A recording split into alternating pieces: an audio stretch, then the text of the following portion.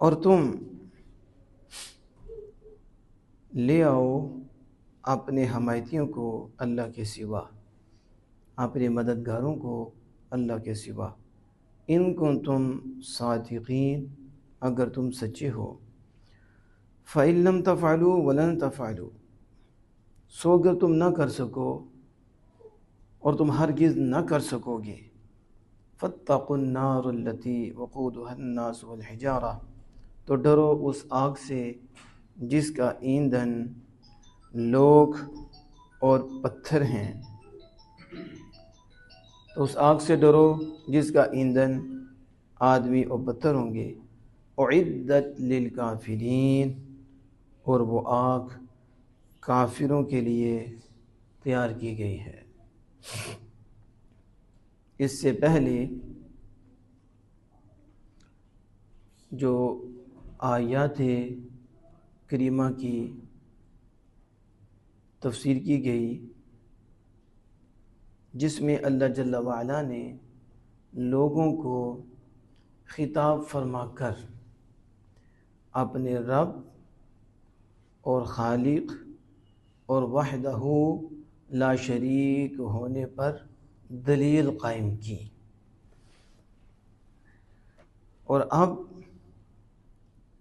اس پر دلیل قائم کی ہے کہ قرآن اللہ کا کلام ہے، اور اس کلام کو اللہ جل وعلا نے ہمارے آقا محمد الرسول اللہ صلی اللہ تعالی علیہ وسلم پر نازل کیا ہے، اور اس میں آپ کی رسالت پر دلیل ہے، کیونکہ عرب اپنی فصاحت و بلاغت پر فخر کرتے تھے، ان کو اپنی زبان دانی پہ فخر تھا، اور وہ سمجھتے تھے کہ ہم ہی اہل سخن ہیں، اور باقی دنیا یہ عجمی ہے، یہ سارے عجم گونگے ہیں۔ تو جب انہیں یہ فرمایا گیا اور انہیں کہ لاؤ پھر قرآن مجید کی ایک سورت کی مثل، اور اس کی مثل ایک سورت ہی لے آؤ، تو وہ نہ لا سکے۔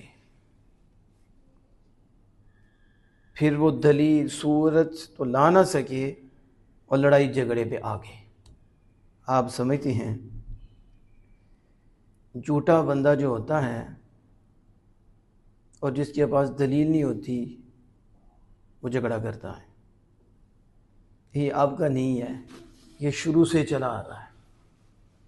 ہم نے دیکھا کہ ایک طرف سے دلائل ہوں گے تو دوسری طرف سے گالیاں ہوں گی۔ تو گالیاں کیوں ہوتی ہیں؟ کیونکہ کے پاس دلیل نہیں۔ اگر دلیل ہو تو گالی کی ضرورت ہی نہیں۔ اور ہم اہل سنت ہیں، اہل حق ہیں، ہم دلائل سے بات کرتے ہیں اور ہم دلیل سے بات کرتے ہیں۔ گالی ہم نے نہیں سیکھی، بلکہ گالیوں سے روکنا ہم نے سیکھا ہے۔ جھوٹے بندے کی یہ نشانی ہوتی ہے کہ وہ جھگڑے پہ آئے گا، الزام لگائے گا۔ ایسا ہے کہ نہیں؟ آپ قرآن پڑھ کے دیکھیں، کافر جھوٹے، منافق جھوٹے، اور جھوٹوں کو بھی آپ پڑھ کے دیکھو، الزام لگائیں گے۔ انہوں نے رسول اکرم صلی اللہ علیہ وسلم پہ الزام لگایا کہ قرآن آپ نے خود گھڑا ہے یا آپ نے خود بنایا ہے۔ یہ چیلنج ہو رہا ہے نا ان کو کہ یہ لغت عربی پہ نازل ہوا ہے، اسلوب عرب ہے، تو پھر تمہارے نزدیک انہوں نے بنایا تو تم بنا کے لاؤ۔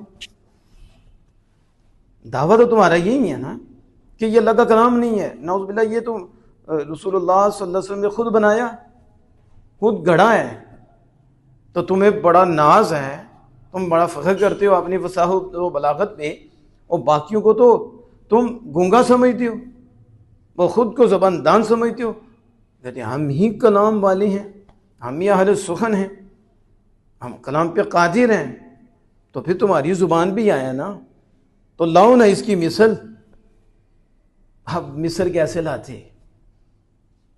تو عاجز آگے، تو جب عاجز آتے ہیں جھوٹے تو پھر گالیوں پہ آتے ہیں، لڑائی جھگڑے پہ آ جاتے ہیں۔ اہل حق دلیل دیتے ہیں اور وہ دلیل سے بات کرتے ہیں، اور جہالا اور جن پر نفس غالب ہوتا ہے اور یہ معاندین، یہ مخالف کس پہ آئیں گے؟ لڑائی جھگڑے پہ آئیں گے، گالیوں پہ آ جائیں گے۔ تو اب دلیل تو نہ لا سکے، گالیوں پہ آئے، لڑائی جھگڑے پہ آ گئے۔ اس سے رسول اکرم صلی اللہ تعالی علیہ وآلہ وسلم کا دعویٰ سچا ہوا کہ یہ جھوٹے ہیں، کیونکہ دلیل تو لا ہی نہیں سکے۔ اور جو رسول اکرم صلی اللہ علیہ وسلم نے دعویٰ کیا کہ یہ قرآن اللہ کا کلام ہے، اس میں رسول اکرم صلی اللہ علیہ وسلم کی ذات پاک سچی ہے۔ اللہ اکبر کبیرہ۔ کیوں؟ کہ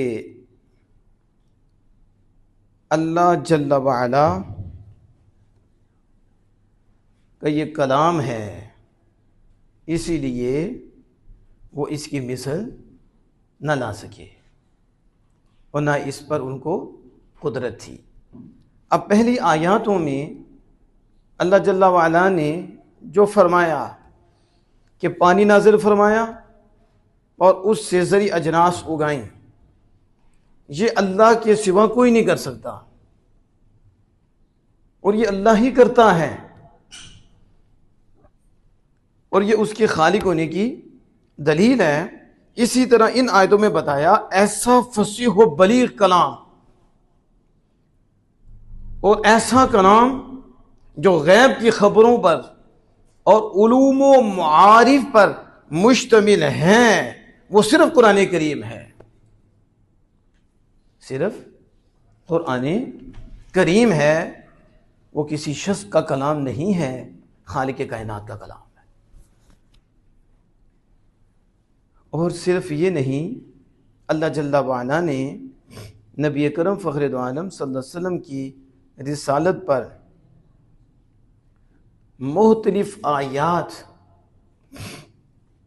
بطور دلیل پیش کی۔ اس سے پہلے اللہ تعالیٰ نے قرآن مجید برہان رشید کی صورتوں میں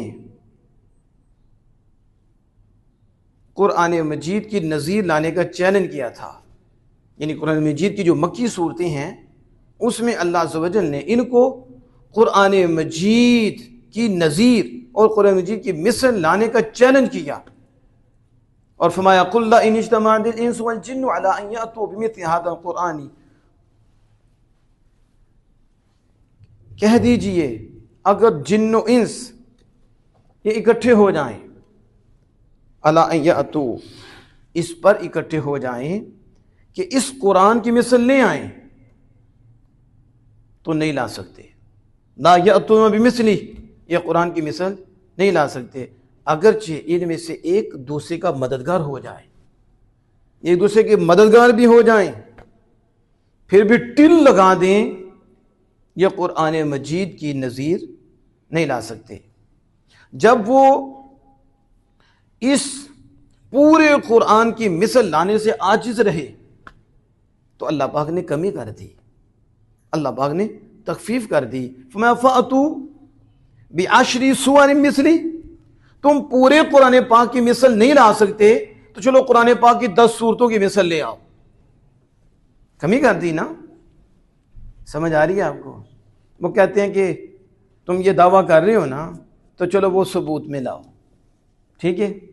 جب دیکھتے ہیں نا یہ نہیں لا سکا تو پھر وہ کم کر دے، چلو تجھے 10 ثبوت مانگے تھے تم 5 دے دو، کیا کر لو؟ رف مدہ پورے قرآن کی مثل لاؤ، ٹل لگا لو، نہیں لا سکو گے۔ جب وہ عاجز آگے فرمایا چلو 10 صورتوں کی مثل لے آؤ، فَأْتُوا بِعَشْرِ سُوَرٍ مِثْلِهِ، اور جب وہ 10 صورتوں کی مثل لانے سے بھی عاجز رہے تو پھر اللہ پاک نے اور تخفیف کی اور فرمایا قُلْ هَاتُوا بِسُورَةٍ مِثْلِهِ، محبوب کہہ دیجئے قرآن کی مثل کو یہ صورت لے آؤ، اب ایک سورت قرآن کی مثل لے آؤ. جب وہ ایک سورت بھی نہ لا سکے قرآن کی مثل تو پھر فرمایا فَلْيَأْتُوا بِحَدِيثٍ مِثْلِهِ. پھر چاہیے کہ وہ اس کی مثل ایک بات لے آئیں، قرآن کی مثل ایک آیت لے آئیں، لیکن وہ یہ بھی نہ لا سکے، وہ یہ بھی نہ لا سکے. اب مدنی صورت میں دوبارہ چیلنج کیا گیا. مکی صورتوں میں یہ چیلنج تھے جنہوں اس اکٹھے ہو جائیں، لائیں قرآن کی مثل، نہیں لا سکتے، وہ عاجز رہے. پھر کمی کی، پھر کہا کہ 10 صورتیں لے آؤ اس کی مثل، وہ بھی نہ لا سکے. پھر اس سے بھی کمی کی، کہا ایک صورت لے آؤ اس کی مثل، وہ بھی نہ لا سکے. کہا چلو اب تم قرآن کی اس کی مثل ایک آیت ہی لے آؤ، نہ لا سکے. تو اب دوبارہ سو بقرہ میں مدنی صورت میں اللہ پاک نے اس چیلنج کو دوبارہ ذکر فرمایا. فَإِن لَمْ تَفْعَلُوا، پھر اگر تم نہ لا سکے، وَلَن تَفْعَلُوا، اور ہرگز نہیں لا سکو گے، نہیں لا سکو گے. کیوں یہ دوبارہ کیا؟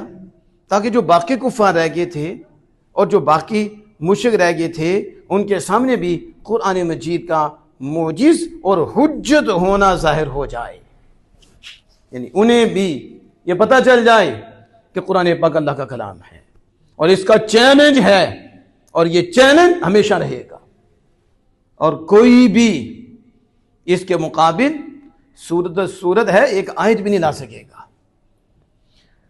ان آیتوں میں نبی مکرم فخر دو عالم صلی اللہ تعالی علیہ وسلم کی رسالت پر کئی وجوہ سے دلیل ہے.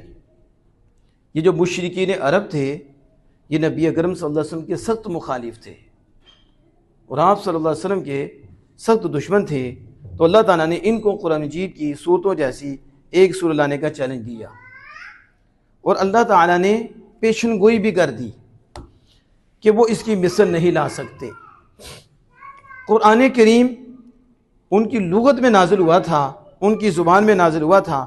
اگر اس کی مثل لانا ان کے لیے ممکن ہوتا تو وہ اس کی مثل ضرور لے آتے، کیونکہ رسول اکرم صلی اللہ علیہ وسلم کے دعوی نبوت کو باطل کرنا اور آپ صلی اللہ علیہ وسلم کے اصحاب کو متنفر کرنا یہ ان کا انتہائی مقصود تھا.